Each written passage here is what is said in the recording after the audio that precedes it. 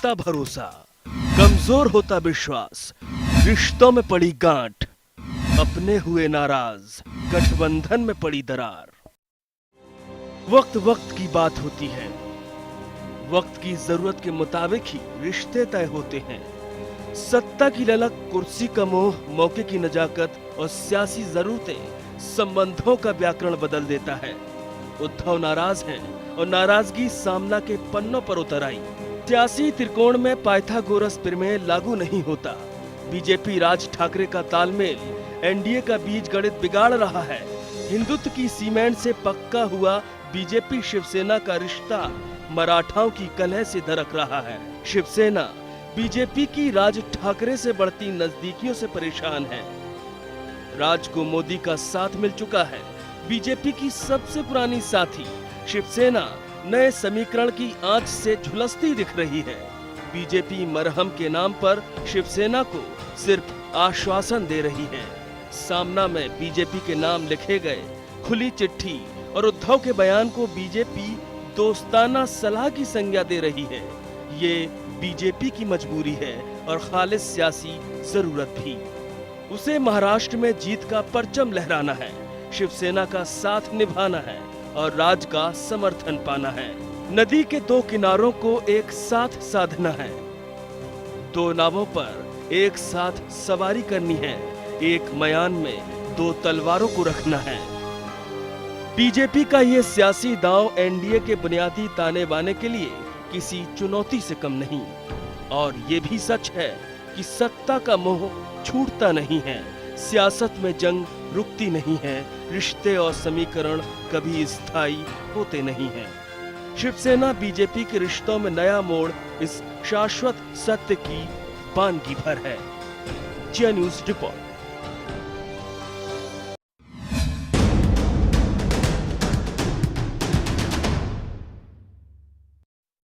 पहले दिन से मैं स्पष्ट शब्दों में कहते आया हूं और अलग कुछ कहने की आवश्यकता नहीं। जो बात मैंने परसों कही है उसी बात पर मैं आज भी कायम हूं और मुझे पक्का विश्वास है कि आने वाले 2-3 दिन में ये सारी जो बातें हैं, कठिनाई है, वो निकल गई। भारतीय जनता पक्ष के बाकी जो अलग अलग राज्यों में जो भी मित्र पक्ष थे उनके साथ किया हुआ बर्ताव वो मैंने सबके सामने रखा है और मैंने यही अपेक्षा की है कि वैसा वो जो अनुभव है हमारे भाग्य में ना आए तो अच्छा है। सुना आपने, उद्धव ठाकरे गंभीर हैं, नाराज हैं और नतीजा चाहते हैं, बीजेपी से सीधा जवाब चाहते हैं। बहुत स्वागत है जनता वहां के जवाब में। मैं हूं अमित तिवारी। मीडिया से बात करते हुए कम शब्दों में बिगड़ते रिश्तों का खाका खींच गए उद्धव, पर सामना के जरिए बीजेपी के नाम पूरे एक पन्ने का संदेश भेजा। मसला राज ठाकरे से शुरू हुआ और एनडीए के गले की फांस बन गया। उद्धव राज ठाकरे और बीजेपी के मधुर मिलन को शायद पचा नहीं रहे हैं, जो एनडीए की नासाज होती तबीयत का एक नमूना है। आखिर क्या है इसके मायने, और अगर उद्धव ऐसा करते हैं तो क्या ये गठबंधन में दरार है? ये बड़ा सवाल।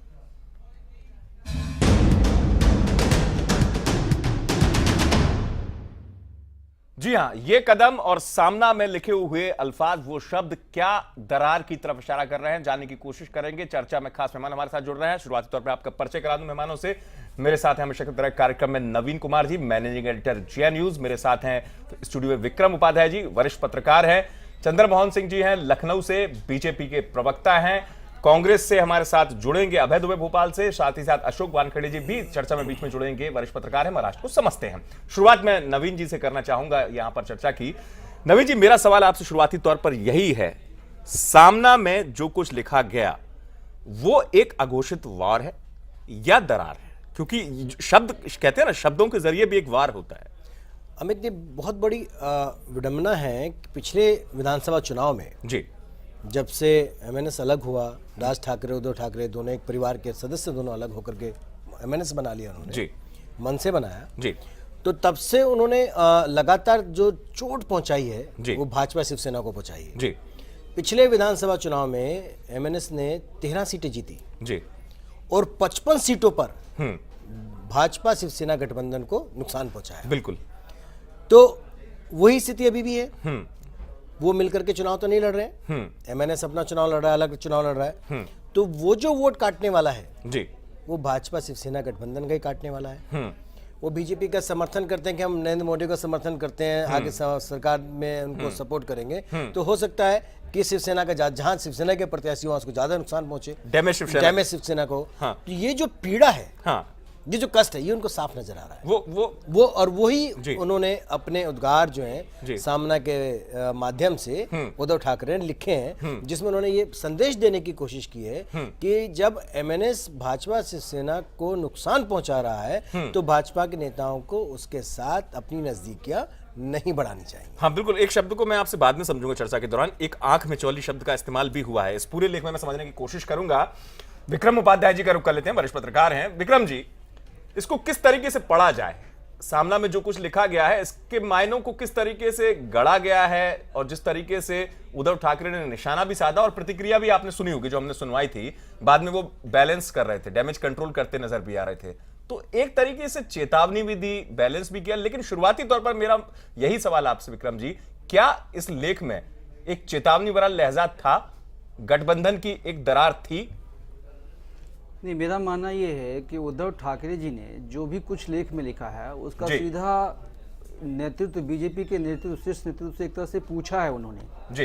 ये पूछा है कि अगर महाराष्ट्र में मुझसे अगर कोई गठबंधन है आपका जी, तो महाराष्ट्र में किसी और से बात करने से पहले क्या आप मुझे विश्वास में लेंगे या नहीं लेंगे। हाँ। उन्होंने तमाम राज्यों का ब्यौरा दिया है। आप बिहार में बिहार के आपने आप भाजपा के नेताओं से नहीं पूछा, आप आंध्र प्रदेश में टीडीपी से नहीं पूछा, तो उनका यह अभी भी लगता है कि आडवाणी के नहीं, लेकिन मेरा सवाल है कि उस पीड़ा को बड़ा कर रहे हैं ना आप, जो कह रहे हैं वो अगर महाराष्ट्र तक की बात कर रहे होते तो बात ठीक थी। उन्होंने इस पीड़ा को बड़ा किया क्या? अकेले महाराष्ट्र नहीं, उन्होंने जो मैसेज देने की कोशिश की, उन्होंने कहा कि देशव्यापी जो आपका गठबंधन है उसमें चिंतन करने की जरूरत है। मैं फिर वही कह रहा हूं, उनको ये लगता है कि राज ठाकरे के पास जो भी बीजेपी के नेता गए हैं, हाँ, वो जरूरी नहीं है कि शीर्ष नेतृत्व के साथ विचार विमर्श के बाद पहुंचे हैं। हाँ, उनको लगता है कि एक दो व्यक्तिगत महत्वाकांक्षा वाले जो बीजेपी के बड़े नेता हैं, वो चाहते हैं कि मनसे के साथ भी हमारा एक तालमेल हो जाए, ताकि महाराष्ट्र में उनकी व्यक्तिगत राजनीति भी उसको उनका महत्व मिले, उसका उनको प्रसाद मिले।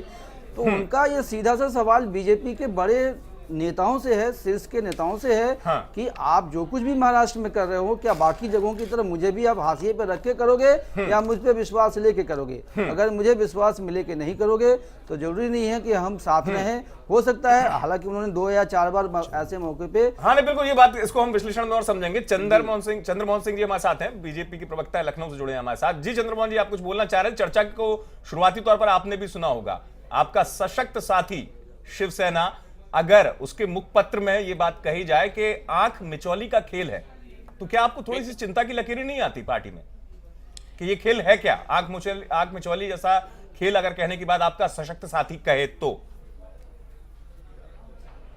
देखिए, कहीं कोई ऐसी बात नहीं, ऐसी बात नहीं है। और विक्रम जी कर रहे हैं, मैं उससे सहमत नहीं हूं। विक्रम जी का जो कहना है कि बीजेपी के कुछ नेता ऐसा कर रहे हैं, कुछ ऐसा कर रहे हैं, तो ऐसी कोई बात नहीं है, कहीं ना कोई व्यवधान है। और आज ये धर्म युद्ध है, कांग्रेस के विरोध में देश में एक धर्म युद्ध चल रहा है, यूपीए सरकार के विरोध में धर्म युद्ध चल रहा है, ये लड़ाई है। तो इसमें जो सात्विक शक्तियां हैं उनको इकट्ठा करने का प्रयास हमको करना ही होगा। अब इसके लिए पहल करनी होगी, क्योंकि इस एनडीए का जो आधार है, एनडीए का जो सबसे बड़ा आधार है वो भारतीय जनता पार्टी है।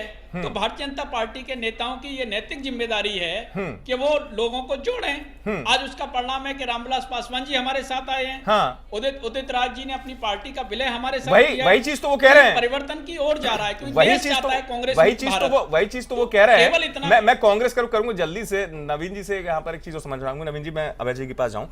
इन्होंने कहा धर्म युद्ध कर रहे हैं, तो इस धर्म युद्ध के समानांतर शब्द युद्ध क्यों चल रहा है? शब्द युद्ध तो चिंता पैदा कर रहा है ना, मैं जो कह रहा हूं शब्द युद्ध। वही एक सबसे महत्वपूर्ण विषय ये है कि जो लंबे समय से गठबंधन चला आ रहा है, अटूट गठबंधन, जिसमें चाहे अकाली दल हो पंजाब में या फिर महाराष्ट्र में शिवसेना हो, या पहले तो वहां पर बिहार में भी नीतीश कुमार के साथ बहुत अच्छा पुराना गठबंधन था, हालांकि वो अब अलग हो गया।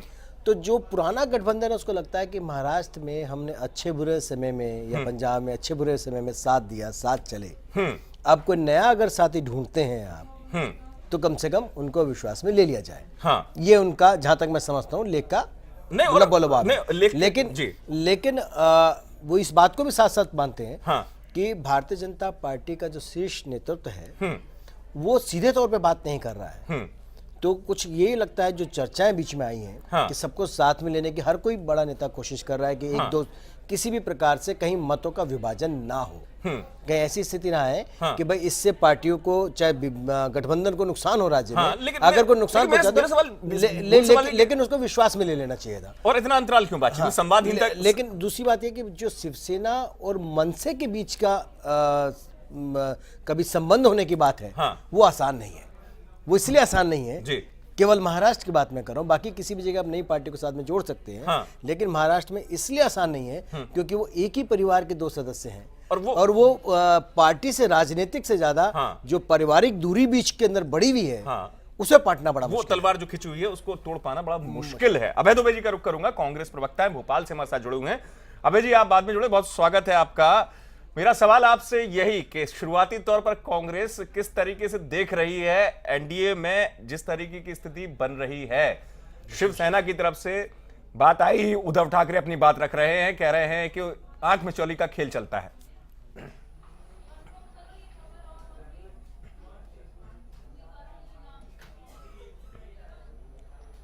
देखिए, अभी भारतीय जनता पार्टी के साथी मित्र ने कहा कि ये धर्मयुद्ध है और भारतीय जनता पार्टी ने हर संभव कोशिश की है कि एनडीए के घटक दलों को साथ रखें। मैं उनके स्मृति पटलों को चिन्हित करना चाहता हूं कि एनडीए के प्रमुख शरद यादव जो जनता दल यूनाइटेड को रिप्रेजेंट करते थे, आखिर जो शीर्ष नेतृत्व एनडीए का था उसने भी इसी बात को लेकर किनारा किया कि विमर्श किए बिना भारतीय जनता पार्टी ने प्राइम मिनिस्टरियल कैंडिडेट को निर्धारित कर लिया, इसलिए जयललिता जी ने उनसे किनारा कर लिया, इसलिए बीजू जनता दल साथ में छोड़कर चला गया और यही की यही पीड़ा शिवसेना को है। मैं इनको याद दिलाना चाहता हूं कि क्या ये सामना में पहली बार है? आज प्रकाश जावड़ेकर जी ने अपना स्पष्टीकरण दिया कि वो एक अखबार ने अपना आलेख लिखा है और सामान्य अखबारों की तहत उसको लिया जाना चाहिए। शिवसेना के मुखपत्र का सामना का आशय यह होता है कि उनकी पार्टी की विचारधारा, उनकी पार्टी के कृतित्व को जो पत्र रेखांकित करता है वो उसका मुखपत्र होता है। मैं याद दिलाना चाहता हूं मेरे साथी मित्र को कि शिवसेना ने अक्टूबर 2013 में सामना में क्या लिखा था। उन्होंने नरेंद्र मोदी जी के लिए लिखा कि नरेंद्र मोदी जी 10-12 साल से गुजरात में हैं, फिर भी महाराष्ट्र की जब रैली में आते हैं तो वो ये बताना भूल जाते हैं कि महाराष्ट्र की ग्रोथ रेट गुजरात से ज्यादा है। ये सामना लिखता है, सामना लिखता है कि किस प्रकार शिवसेना का अपमान किया, न तो बाला साहब ठाकरे का अपनी स्पीच में जिक्र किया, न मातोश्री पर शिवसेना प्रमुख से मिलने आए। मैं याद दिलाना चाहता हूं कि दिसंबर 2013 में सामना में क्या लिखा गया था। इतनी ऐसी व्याख्या मोदी जी के लिए की गई, उन्होंने कहा कि नरेंद्र मोदी जी को गठबंधन का टूटा नहीं। ये बात है कि सामना के जरिए के बीच में बात करते हैं। यहाँ पे एक बात महत्वपूर्ण ये भी है जी, जैसा कि अभी अभय जी ने कहा, महत्वपूर्ण ये है कि जिस प्रकार से उन्होंने कहा कि पहले बीजू जनता दल टूटा इसी कारण से, बीजू जनता दल इस कारण से नहीं गया था। बीजू जनता दल चुनाव से पिछले विधानसभा चुनाव से पहले चला गया, सीटों के मसले को लेकर के गया था। उसमें कोई नया गठबंधन वहां शामिल होने की बात नहीं हुई थी। बिल्कुल बिल्कुल। इसी प्रकार से जैसे उन्होंने जिक्र किया कि जयललिता चलेगी, वो भी इस कारण से नहीं गई थी कि विचार विमर्श नहीं किया उन्होंने वहां को नया गठबंधन किया। वहां की स्थिति दूसरी है। बिल्कुल, वहां के अपने राज्य के हिसाब से पॉलिटिकल पार्टियां अपने फायदे के अनुसार से गठबंधन के साथ शामिल होना, जोड़ना और अलग होना तय करती है, तात्कालिक स्थिति पर निर्भर करती है। लेकिन महाराष्ट्र में भाजपा शिवसेना का जो गठबंधन है वो काफी मजबूत है। उन्होंने काफी तेवर भरे शब्द जरूर बताए होंगे, दिखाए होंगे, काफी कुछ बोला होगा, सामना में भी लिखा होगा, बयान भी दिए होंगे, लेकिन वो गठबंधन टूटा नहीं। गठबंधन नहीं टूटा, वो एक स्थिति लगातार बार बार ये मुझे लगता है कि स्थिति को बार बार वो पिन आउट करते रहते हैं, बताते रहते हैं, उसको अपने तरीके से वो बीच में विश्लेषण भी करते रहते हैं। महाराष्ट्र की इस स्थिति को समझने की कोशिश करेंगे। चर्चा में हमारे साथ अब जुड़ चुके हैं अशोक वानखेड़े जी हैं, वरिष्ठ पत्रकार हैं, महाराष्ट्र की सियासत को काफी बेहतर तरीके से जानते हैं। अशोक जी बहुत स्वागत है आपका। मेरा सवाल आपसे यही, सामना में लिखे गए शब्दों को से जो गढ़ा गया है उसको कैसे समझा जाए? शुरुआती तौर पर मैं आपसे समझने की कोशिश यही कर रहा हूं, चेतावनी माना जाए, पीड़ा माना जाए, या वॉर के जरिए दरार का जो रास्ता है वो कुछ ऐसा कुछ बन रहा है?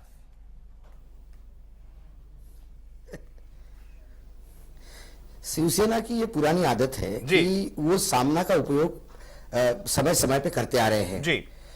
वो जब भी उनको कुछ कहना होता है और जब अपने कैडर को कोई मैसेज देना होता है कि नहीं हम स्ट्रांग है, हम ये बात सहन नहीं करेंगे, तो सामना में या तो उद्धव जी या जब बाल साहब थे तब वो अपने संपादक को बुला के एक इंटरव्यू देते हैं और धुआंधार शब्दों में अपनी बात कह के वो बता देते हैं कि हम किसी के मोहताज नहीं है और हमको जो चाहिए वो हम करेंगे, ये महाराष्ट्र है या हमारी चलेगी। लेकिन जब बंद कमरे में बातें होती है जी, जब बंद कमरे में जब कोई नीति निर्धारण होता है तब वही करते हैं जो भाजपा चाहती है, वही करते हैं जो एक राजनीतिक दल को करना होता है। तो शिवसेना के दो हमेशा पोस्टर रहते हैं जी। जो सामना कहता है वो अलग बात होती है, कई बार जो ये अंदरूनी जो रणनीति तय होती है वो अलग बात होती है। सामना में यहाँ पर अमित अशोक वानखेड़े जी से एक सवाल करना चाहता हूँ जी जी।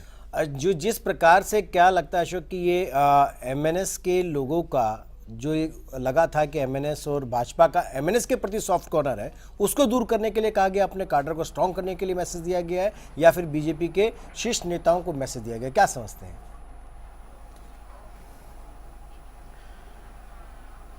मुझे लगता है कि राज ठाकरे का मकसद ना बीजेपी को मदद करने का है ना महाराष्ट्र का भला करने का है।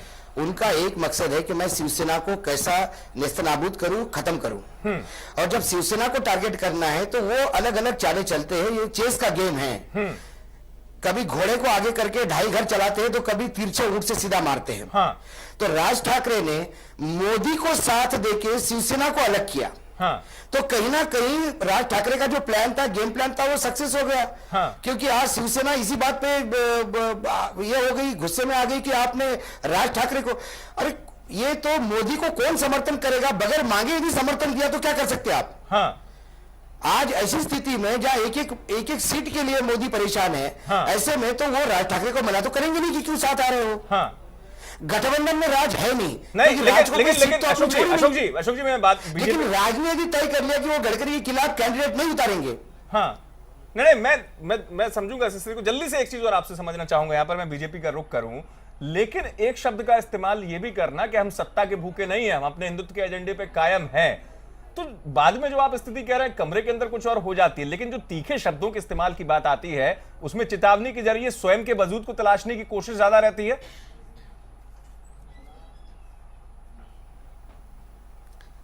मुझे बिल्कुल, क्योंकि आज शिवसेना को अपनी जमीन तलाशने की जरूरत है। इतने साल अपोजिशन में रहने के बाद कहीं ना कहीं कैडर भी हतोत्साहित हुआ है।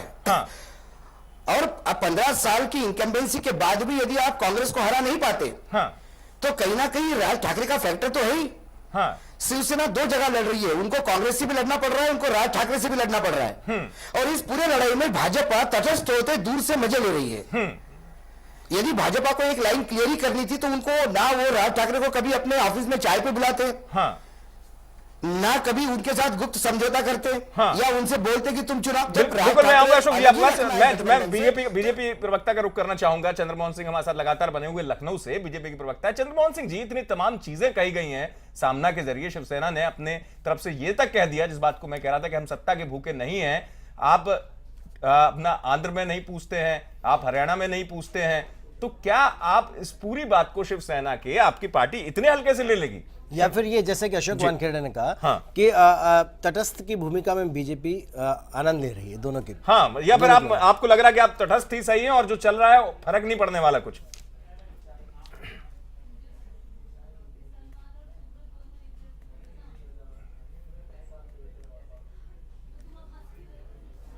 चंद्रमोहन जी, ऐसी कोई विषय नहीं है। और जो शिवसेना की जो भी शिवसेना की दुविधा है, जो भी उनके सवाल हैं, उनका शिवसेना के जो भी सवाल हैं उनका भारतीय जनता पार्टी के लोग समाधान करेंगे, कहीं कोई दिक्कत नहीं है। और कांग्रेस को प्रसन्न होने का कोई अवसर, समाधान तो तब होता है जब समस्या होती है। चंद्रमोहन जी, मतलब समस्या तो है, समाधान की स्थिति तो तब आती है ना जब कोई समस्या होती है। जी कोई समस्या नहीं है तो फिर समाधान कैसा? नहीं, कोई समस्या नहीं है। कोई उनका अपनी राजनीति है, अब उनके अपने विषय हैं, लेकिन कोई चिंता की बात नहीं है। एनडीए पूरी तरीके से मजबूत है। एनडीए आगे बढ़ेगा। एनडीए सरकार बनाएगा। मतलब ऐसा लिख दिया। कांग्रेस की तो हालत ये है कि मध्य प्रदेश में कांग्रेस का टिकट मिले हुए व्यक्ति कांग्रेस छोड़ देते हैं, उत्तर प्रदेश में जगदम्बिका पाल छोड़ देते हैं। देखिए ये छोड़ने का सिलसिला हर पार्टी में हो जाता है। चुनावी मौसम है, चुनावी अलाव में सियासी पुलाव बहुत पकते रहते हैं, ये होता रहता है। इसमें कोई अचानक स्थितियां सवाल जरूर खड़ा करती है। विक्रम उपाध्याय जी करूंगा, वरिष्ठ पत्रकार। विक्रम जी, क्या लगता है इन तमाम स्थितियों के बाद क्या वास्तव में बीजेपी इस पूरी स्थिति को समझ रही है कि कुछ भी अगर चेतावनी मिलती है, सामना में लिखा जाता है, हमारी स्थिति में फर्क नहीं पड़ता क्योंकि हम तटस्थ हैं और शिवसेना जो है वो अपना गुस्सा दिखाती रहेगी, हमें आगे बढ़ना है? देखिए, भाजपा की दुविधा भी है और भाजपा का लक्ष्य भी है। दुविधा ये है कि दोनों के बीच में सामंजस्य बनाना, और लक्ष्य ये है कि अधिक से अधिक महाराष्ट्र में सीट जीतना। अब भारतीय जनता पार्टी एक ऐसे रेफरी की भूमिका में है जहां दोनों पहलवान को उनको जिताना है, दोनों को हाथ ऊपर करना है। ये संभव है, ऐसे राजनीतिक रूप से होता नहीं है, लेकिन उनके पास तरीका यही है कि भाई कुछ सीटों पे मनसे से हम बातचीत कर लें, और उसके लिए तो बीजेपी ने मना कर दिया। जिस प्रकार से कहा गया है विक्रम कि भारतीय जनता पार्टी ने साफ कहा है कि भाई वो मनसे के साथ उसका कोई गठबंधन नहीं है, एनडीए में नहीं जा रही अब। मनसे एनडीए में नहीं है ना, एनडीए में अब जाने की कहीं बात है, कुछ सीटों पे नहीं। लेकिन जो अशोक जी भी कह रहे थे चर्चा में, हमें उसको अब उनका भी ये कहना था अशोक जी का कि अब कोई खुद आ रहा है, उनको एक सीट बढ़ानी है अपनी, तो अब उस स्थिति वो क्या डिसाइडिंग फैक्टर हो सकते हैं, ये बड़ी चिंता की बात है। विक्रम जी, मैं जल्दी से अभय दुबे जी का रुख कर लूं। कांग्रेस प्रवक्ता सुन रहे थे चर्चा को और पहले कह रहे थे, एक सवाल तो उठ रहा था जिस बात को मैंने कहा था, चंद्रमोहन जी बीजेपी प्रवक्ता अभय जी उठा रहे थे कि मध्य प्रदेश का चलिए अलग परिदृश्य, वो कह रहे थे टिकट मिला, अगले दिन भागीरथ प्रसाद जी चले गए थे, वो आपकी पार्टी में जो भी स्थिति रही हो। लेकिन गठबंधन पे आपने जो उदाहरण दिया और सामना की बात आप कर रहे थे, आप एक बात का उत्तर दीजिए मुझे, आपका गठबंधन जो है कितनी मजबूत रस्सी से बंधा हुआ है अपने सहयोगी दलों से? आप मानते हैं आपका गठबंधन जो है वो बड़ा चिरस्थायी है, शाश्वत है?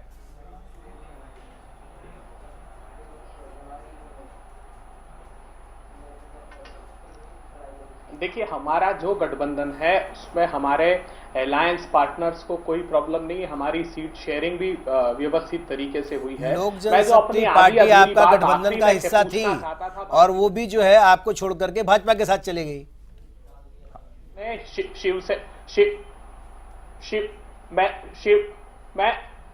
मैं आप अतिक्रामक की भूमिका न निभाएं, पहले मेरा प्रश्न सुन लीजिए। सामना ये लिखता है दिसंबर में, बहुत अच्छा है कांग्रेस का, नरेंद्र मोदी जी को कांग्रेस पार्टी को टॉयलेट कैंपेन का ब्रांड एम्बेसडर बना देना चाहिए और उसका रिम्यूनरेशन भारतीय जनता पार्टी को देना चाहिए, क्योंकि उन 50 लाख परिवार हैं गुजरात में। मुझे ये बताइए, इस पर आप कहते हैं कि सामना अपनी प्रतिक्रिया देता है।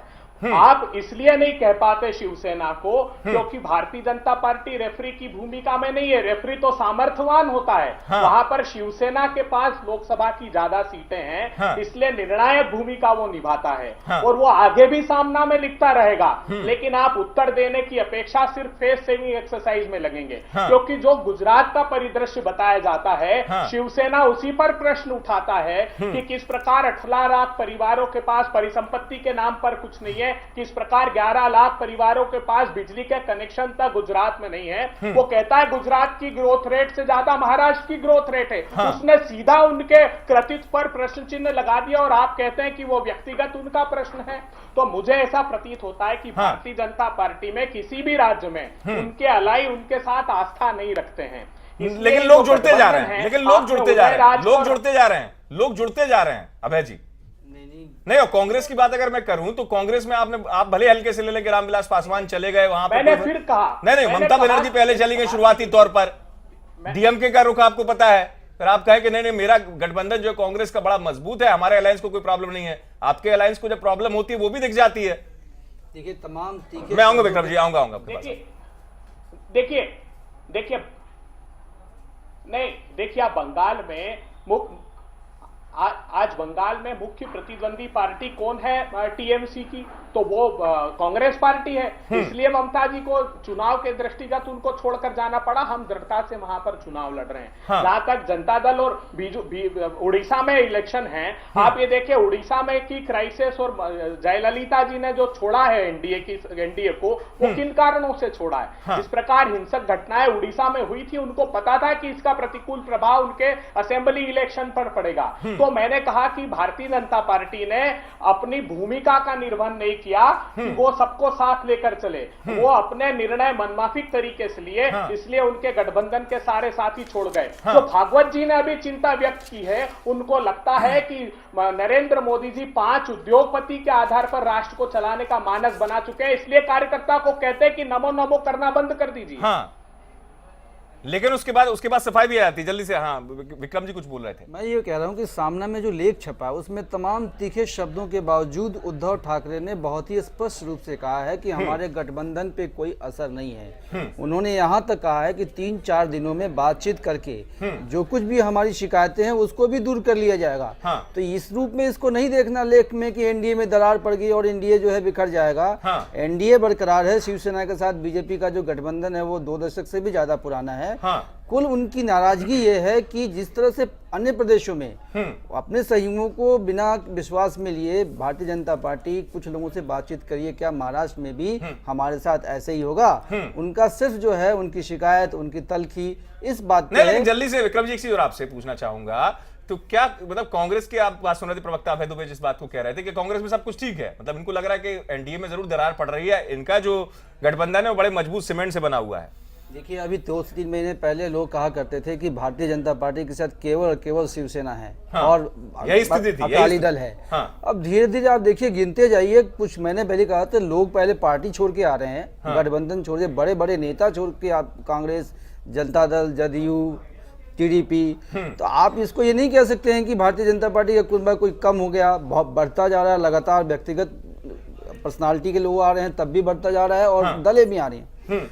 मेरा सिर्फ ये महाराष्ट्र की बात में एक बार फिर से एक लाइन में खत्म करता हूं अपनी बात, कि शिवसेना के साथ भारतीय जनता पार्टी का संबंध इस चुनाव में अटूट है, कहीं नहीं बिखरने वाला है। लेकिन जब लेख आएगा और चेतावनी आएगी, सवाल जरूर उठेंगे। यहाँ वक्त ब्रेक, मैं रोक रहा हूँ विक्रम जी, माफ कीजिएगा। यहाँ वक्त ब्रेक के बाद जल्द हाजिर होते, चर्चा जारी रहेगी। कई सवाल और सामने आना बाकी है सामना के लिखे लेख के बाद। जल्द हाजिर होते हैं।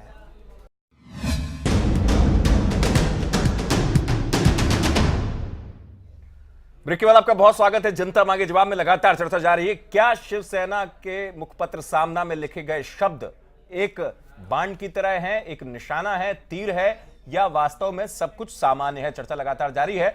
मैं मेहमानों का रुख करूंगा, अशोक जी के पास भी जाऊंगा, लेकिन उससे पहले जल्दी से नवीन जी से यहां जल्दी से समझने की चीज एक कोशिश करूंगा। लेख की बात इसलिए आती है कि जो बात शुरुआती तौर पर अशोक जी भी कह रहे थे, शिवसेना का काम है अपना वजूद दिखाना और अपनी मौजूदगी सामना के जरिए एक बार छोड़ दिया, एक विस्फोट सा कर दिया हल्का सा शब्दों के जरिए। लेकिन वास्तव में पहले भी ऐसा कई बार हुआ कि जब शिवसेना के मुखपत्र में लिखा है, मुझे अच्छे से याद है नरेंद्र मोदी की सभाओं को लेकर शिवसेना ने लिखा था कि बुर्के में जो महिलाएं आती हैं, ये बड़ी संख्या में जो शामिल होती हैं महिलाएं, ये इस तरीके की चीजों का क्या मायने हैं? उस पर सवाल बहुत स्पष्ट ये है कि जिस प्रकार से सामना में लिखा जाता है, क्योंकि शिवसेना अपने काडर को कहीं डाइवर्ट नहीं होने देना चाहते हैं। वो बिल्कुल सटीक रखना चाहती है कि उसके साथ जुड़े रहे बाकी राजनीतिक पार्टियां जिनके साथ बेशक उनका समझौता है, उनकी पॉलिसी दूसरी हो सकती है।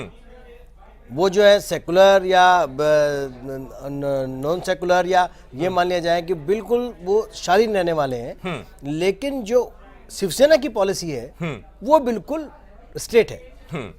लेकिन यहाँ एक बड़ी महत्वपूर्ण बात ये कहने के लिए चाहूंगा कि हर एक राजनीतिक पार्टियां अपनी राजनीतिक रोटियां सीख रही हैं। ये वक्त वो है, मौका वही है। तो ऐसे में कोई भी चाहता है कि उसके पास से जिसका कार्डर है, उसका वोटर कहीं दूसरी तरफ फिसल करके ना जाए। आज आप देखो कि मोहन भागवत जिस प्रकार से जो उन्होंने एक टिप्पणी की, उसका अर्थ तो कई सारे निकलते हैं। लेकिन आज कांग्रेस को जो आरएसएस का नाम लेना पसंद नहीं करती, वो आज मोहन भागवत जी के कहे, वो कहती मोहन भागवत जी ने जो कहा उनको कहना पड़ा। आज उनके वक्तव्य को बड़ा बड़ा करके सबसे ज्यादा प्रचार, मैं इस चीज को समझूंगा। जल्दी से अशोक जी के पास जाऊं से पहले, इसमें उसका फायदा है। हाँ, नहीं, राजनीतिक रोटी का वक्त है, चुनावी मौसम है। अभय जी, कांग्रेस को एक बड़ा अच्छा लेकिन उदाहरण मिल गया है। पहले मोहन भागवत जी का नाम आप कम लेते थे, अब नमो नमो की जो बात आई तब से आप भी बड़े शिद्दत के साथ मोहन भागवत जी का नाम लेते हैं, उनकी वाणी को आप लोग ज्यादा मुखरित करते नजर आते हैं।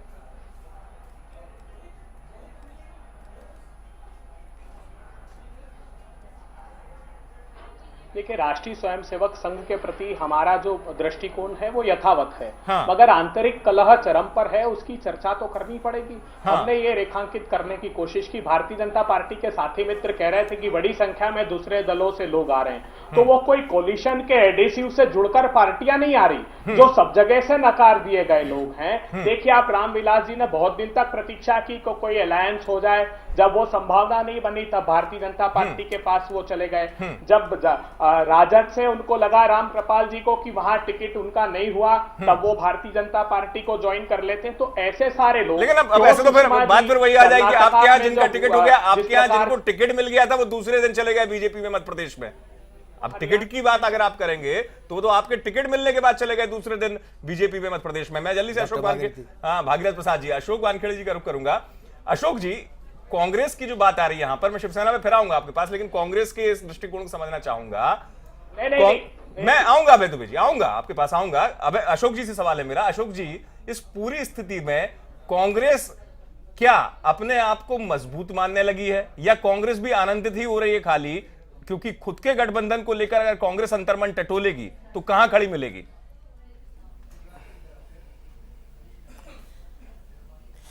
कांग्रेस के साथ सबसे बड़ा अहम सवाल यह है कि कांग्रेस की पोजीशन आने वाले चुनाव में क्या है। ये बात चाहे दुबे जी कितने भी आश्वस्तता की कहे, लेकिन ये हारी हुई लड़ाई लड़ने की बात है।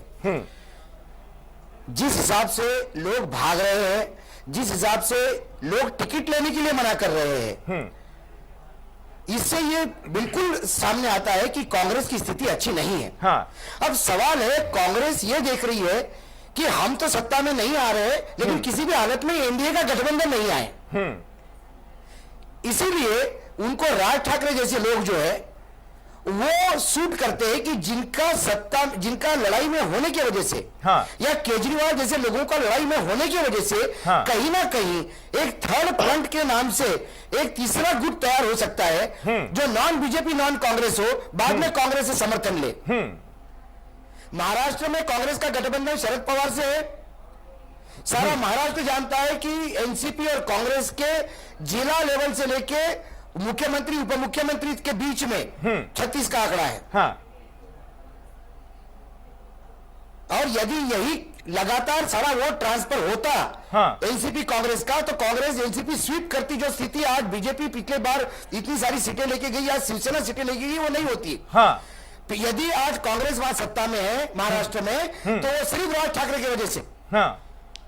राज ठाकरे अपनी 13 सीटें लेके 12 सीटें अलग निकाल के लेके गए, और 47 सीटों पे उन्होंने बीजेपी सेना के गठबंधन को हराया। बिल्कुल बिल्कुल बिल्कुल। कांग्रेस की सरकार 55 पे जो है बीजेपी शिवसेना को डैमेज किया, चोट पहुंचाई थी। ये 6 महीने पहले विधानसभा के चुनाव में। बिल्कुल बिल्कुल। और ये लगता है कि अगर कहीं लोकसभा में इस प्रकार का अगर उन्होंने नुकसान पहुंचा दिया, तो ये बहुत ज्यादा घातक हो सकता है। नहीं तो कवायद वही पूरी चीज मजबूती का सीमेंट उसी को देखते हुए जोड़ा जा रहा है। मैं चंद्रमोहन सिंह जी का रुख करूंगा। बीजेपी प्रवक्ता लगातार लखनऊ से बने हैं, चर्चा सुन रहे हैं।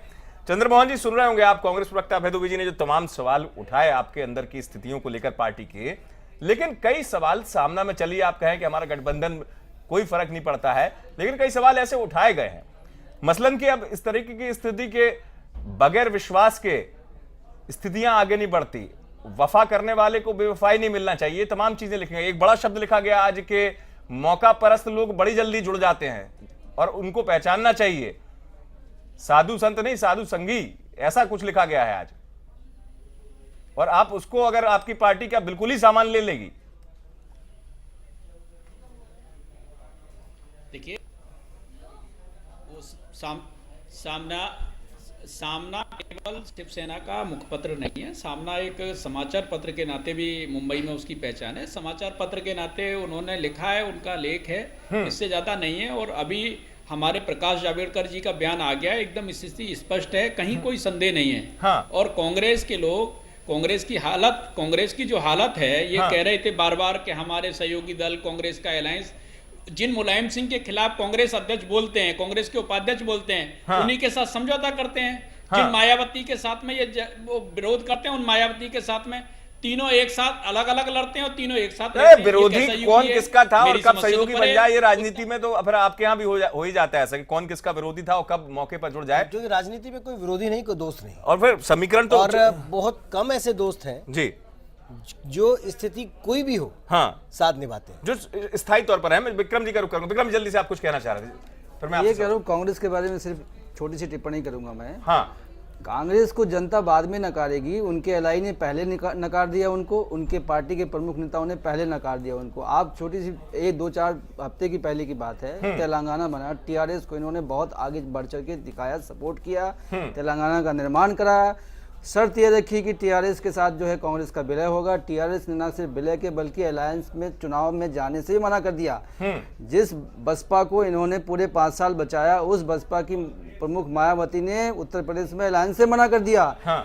कुल मिला के मैं बताऊं, तलहट में जो कुछ लोग बच गए गठबंधन में, वही आज कांग्रेस के साथ गठबंधन में है। तो कांग्रेस ये कहे कि नहीं हमारा गठबंधन बहुत मजबूत है। लेकिन एक बात जल्दी से मैं आपसे पूछना चाहूंगा, जिस तरीके से बीजेपी की तरफ से रिएक्शन भी आ गया, प्रतिक्रिया प्रकाश जावड़ेकर ने दे दी, तो आप भी उस स्थिति को मान रहे हैं जिसको शुरुआती तौर पर अशोक वानखेड़े जी भी उठा रहे थे कि कुछ भी आ जाए सामने में लिख के, कितनी भी गुस्सा भरी बातें आ जाए, बीजेपी को फर्क नहीं पड़ेगा, बीजेपी निश्चिंत है? नहीं, देखिए बीजेपी निश्चिंत है और मैंने कहा महाराष्ट्र में ये अलायंस बना रहेगा। बीजेपी की सिर्फ चिंता और लक्ष्य दोनों एक ही है कि चिंता ये है कि वोट ना बटे, और लक्ष्य ये कि कुछ सीटें अतिरिक्त हमारे आ जाएं। उसी के आधार पर उन्होंने मनसे के साथ सीटों के आधार पर बातचीत की, न कि गठबंधन के आधार पर बातचीत की, जिसको शिवसेना प्रमुख उद्धव ठाकरे को कहीं ना कहीं बुरा लगा होगा। इसलिए उन्होंने ये लेख लिखा कि भाई हमें विश्वास में रख के अगर कोई काम होता है तो अच्छी बात है, नहीं तो बाकी लोगों की तरह हमें ना समझा जाए। ये कुल मिला के लबुलुआब इस उनके लेख का है। अब जिसके मायने अलग अलग तरीके से सब लोग निकाल सकते हैं। लेकिन जब कुछ कहा जाता है तो उस कहने के जरिए एक मैसेज या संदेश देने की भी तो कोशिश होती है। अशोक वानखेड़े जी का रुख करूंगा। अशोक वानखेड़े जी, फिर अगर इतना सारा गुस्सा जो उमड़ पड़ता है सामना में, मैं एक चीज और पहले आपसे पूछना चाह रहा था, फिर मैं अभय जी के पास चला गया था। लेख पहले भी आते रहे सामना में, जिसका मैं जिक्र कर रहा था कि नरेंद्र मोदी की रैली में किस तरीके से लोग आते हैं, क्या होता है, उस पर भी सवाल उठाया था सामना में। लेकिन चूंकि अब जो ये मौजूदा 3-4 दिन के जो बीते 3-4 दिन, उसके बाद अलायंस में जो स्थिति शिवसेना की मौजूदगी की है, उसके बाद इस लेख के मायने सिर्फ शब्दों तक ही रह जाएंगे?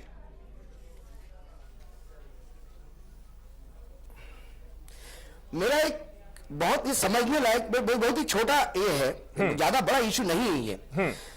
आप देखिए, राज ठाकरे से समर्थन मांगते हैं बीजेपी के राज्य के नेता, केंद्र के नेता बोलते हैं कि हम शिवसेना के साथ हैं।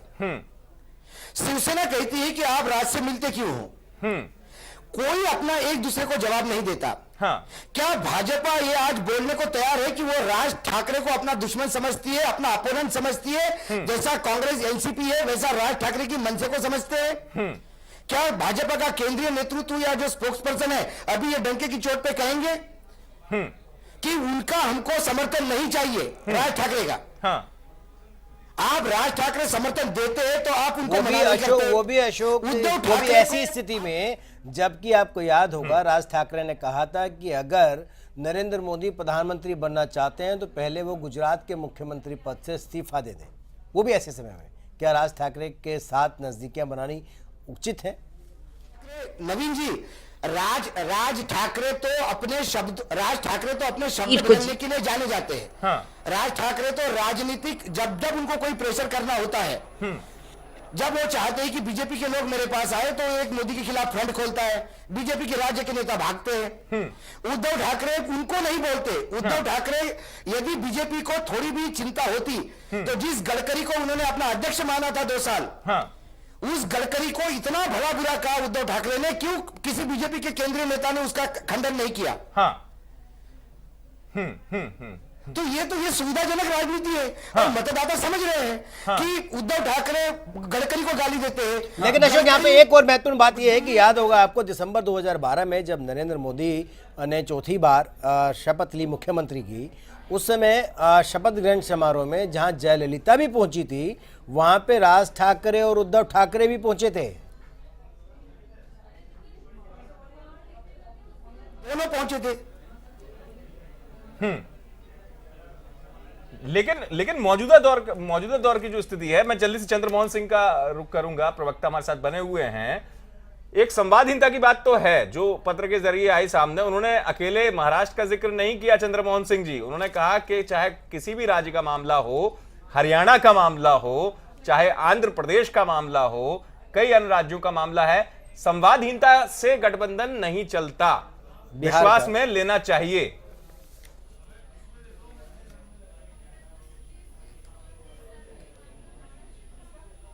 आप देखिए मैं कहना चाहता हूं कि भारतीय जनता पार्टी पूरी जिम्मेदारी रखे हुए गठबंधन धर्म को निभाना भारतीय जनता पार्टी जानती है और देश के लिए भारतीय जनता पार्टी का इतिहास रहा है। देश के लिए भारतीय जनता पार्टी किसी भी समझौते तक जाती है। हमारे लिए देश पहले है, राष्ट्र पहले है, बाद में बाकी चीजें आती हैं। तो हम राष्ट्रीय राजनीति करने के लिए कांग्रेस मुक्त भारत बनाने के लिए आगे आए हैं और कांग्रेस के साथी खुश हो रहे हैं। वो पहले कांग्रेस की चिंता कर लें, अपने शहजादे की चिंता कर लें। हालत खराब है, वो अपना घर बचा लें, उनका सिंबल लोग लौटा रहे हैं, उसकी चिंता कर लें। वो शिवसेना, मन से, भाजपा, उन रिश्तों के मीमांसा में अपना समय जाया ना करें। मैं उनसे आग्रह करूंगा कि वो जाएं और जाके कांग्रेस को बचाने के लिए मध्य प्रदेश में लग जाए। ऐसा क्यों परेशान हो रहे हैं वो? उनके जो खुशी, वो जो कॉस्मेटिक खुशी ढूंढने की कोशिश कर रहे हैं। ये आपने नया शब्द दिया, कॉस्मेटिक खुशी। नहीं हो पाएगा। कॉस्मेटिक खुशी क्या है, इसको समझूंगा मैं बाद में, लेकिन अभय दुबे जी का रुख करते हैं। अभय जी ये कह रहे हैं कि आप पहले बचाने की कवायद करें, साथ ही साथ इनके गठबंधन पर कोई फर्क नहीं पड़ने वाला है, चिंता आपकी ज्यादा है।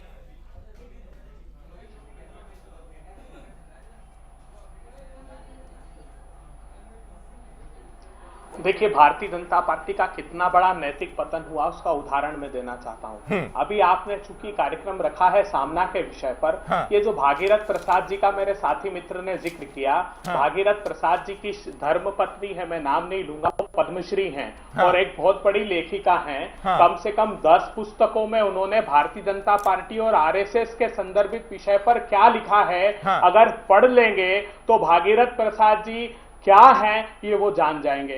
उसके बाद भी कहते हैं कि राष्ट्र के प्रति, अरे निजी स्वार्थों के प्रति गठबंधन करने का मानस आपने बनाया है। क्या लिखा है भागीरथ प्रसाद जी की धर्मपत्नी ने, पढ़ तो लीजिए। उन्होंने कम से कम 10 पुस्तकों में ये बात लिखी है। उसके बाद भी आपने सिर्फ नहीं, आप गठबंधन की बात कीजिए। आप उन्होंने आपके गठबंधन पर सवाल उठाए थे, मध्य प्रदेश का तो ये जिक्र हो गया, गठबंधन की बात।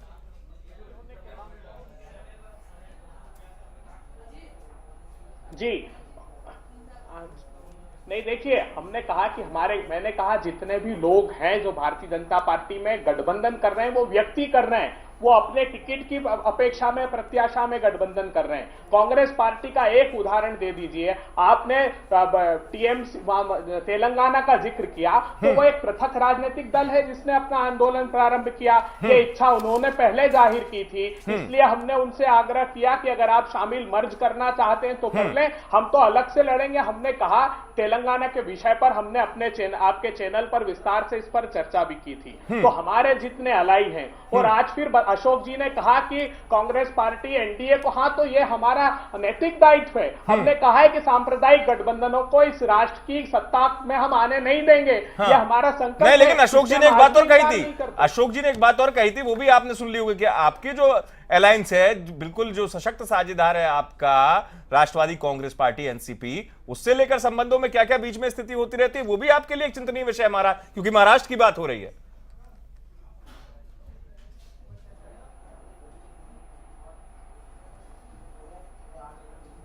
देखिए, हमने कहा कि हम एनसीपी के साथ हमारा गठबंधन हो गया। कहां बताइए एनसीपी अपने मुखपत्र में क्या बुराई लिखता है? एनसीपी ने मोदी जी के लिए क्या शरद पवार जी ने कहा, उसकी व्याख्या भी आपने देख ली।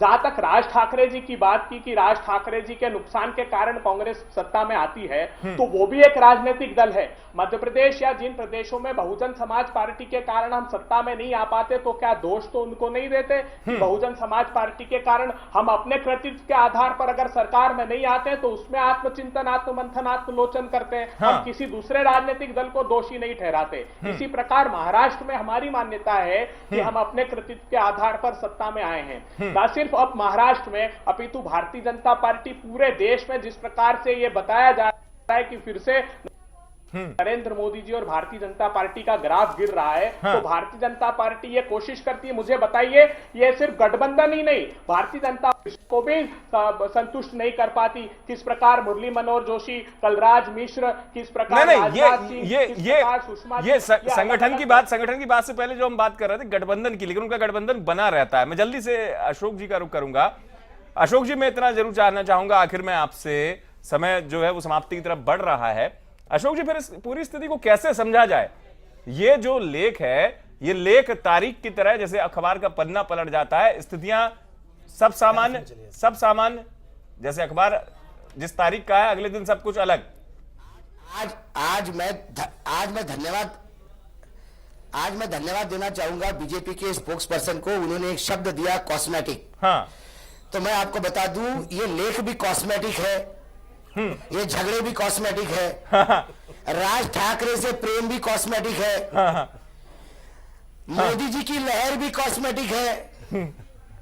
तो एक कॉस्मेटिक पूरा एक परिदृश्य तैयार किया गया है, लेकिन जनता जो है वो कॉस्मेटिक से दूर रहती है। आप चाहे सामना में कुछ कहें, आपने शहजादे के समर्थक हो ना, तो ये शहजादे के समर्थक हो। नहीं, अशोक जी बात कर रहे हैं। अशोक जी वरिष्ठ पत्रकार हैं।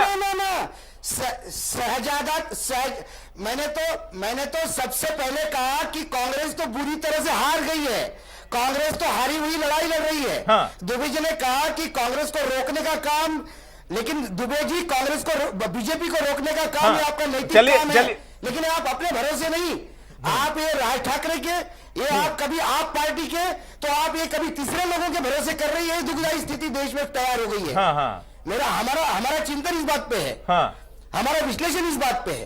तो ये जो कॉस्मेटिक चीजें चल रही है, इसमें मतदाता भूलने वाला नहीं है। इस बार महाराष्ट्र का मतदाता पूछेगा। नहीं, मैं पूछने वाला था अशोक जी, मैं पूछने वाला था उनसे। चंद्रमोहन जी, चूंकि समय कम था, चले गए। कॉस्मेटिक प्रस्थान उनका भी हो गया, कॉस्मेटिक पता नहीं जल्दी चले गए।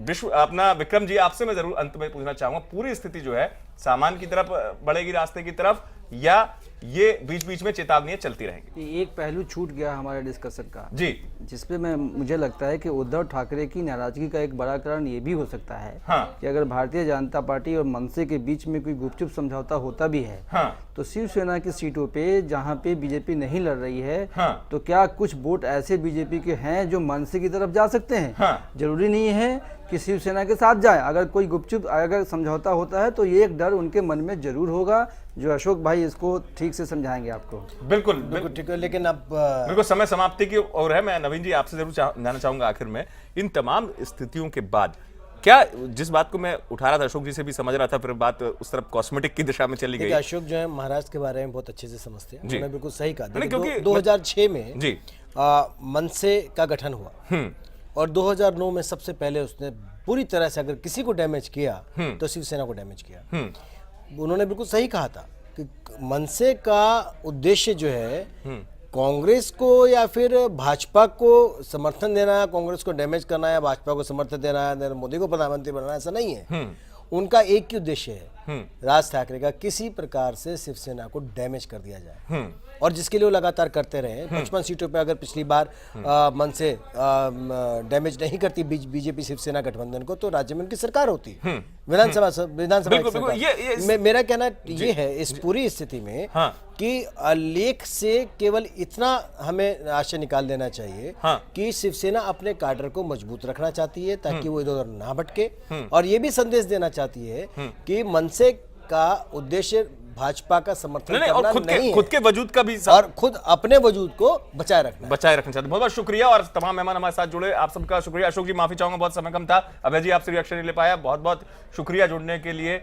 विक्रम उपाध्याय जी, चर्चा में खास तौर पर जुड़ने के लिए आपका भी बहुत बहुत धन्यवाद। तो ये बड़ा सवाल यही इस स्थिति के साथ कि जो कुछ लिखा गया उस सामना का वो सच था, आक्रोश का सच था, या पार्टी भी उस वजूद का सामना अपने जमीनी धरातल पर कर रही है जहां से उसे अपनी ताकत भी कहीं ना कहीं हिलती हुई नजर आ रही है। जवाब परिणामों के तौर पर, जवाब चुनावी मौसम के करवट के साथ अलग अलग स्वरूप में आते रहेंगे। जनता मांगे जवाब में फिलहाल आज इतना ही, दीजिए।